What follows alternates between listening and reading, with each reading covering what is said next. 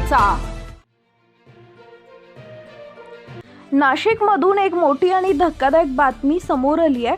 आर्थिकदृष्ट्या दुर्बल घटकांसाठी आणि अल्प उत्पन्न गटासाठी राखीव असलेल्या घरांचा कोटा टाळण्यासाठी तब्बल 49 बांधकाम व्यावसायिकांनी नियमबाह्य पद्धतीने भूखंडाचे तुकडे पाडून शासनाची फसवणूक केल्याचा आरोप आहे।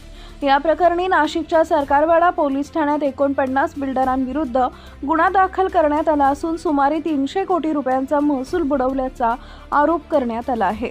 नगर विकास विभागानं 2013 आणि 2017 मध्ये काढलेल्या अधिसूचनानुसार 4000 चौरस मीटरपेक्षा जास्त क्षेत्रफळावर उभारल्या जाणाऱ्या गृहनिर्माण प्रकल्पांमध्ये किमान 20% घरं आर्थिकदृष्ट्या दुर्बल घटक आणि अल्प उत्पन्न गटासाठी राखीव ठेवणं बंधनकारक आहे।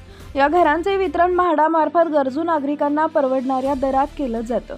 मात्र हा नियम टाळण्यासाठी काही विकासकांनी कागदोपत्री जमिनीचे तुकडे पाडून क्षेत्रफळ 4000 चौरस मीटरपेक्षा कमी असल्याचे दाखवले असा आरोप आहे।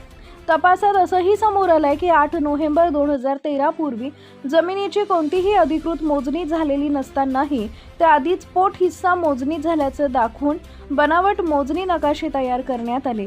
हे नकाशे तहसीलदार कार्यालयात सादर करून प्रशासनाची दिशाभूल करण्यात आली आणि म्हाडासाठी राखीव असलेला कोटा टाळण्यात आला।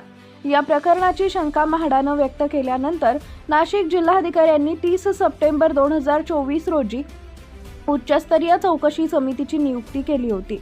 अपर जिल्हाधिकाऱ्यांच्या अध्यक्षतेखाली स्थापन झालेल्या समितीत भूमी अभिलेख विभाग आणि तहसील कार्यालयातील अधिकाऱ्यांचा समावेश करण्यात आला होता।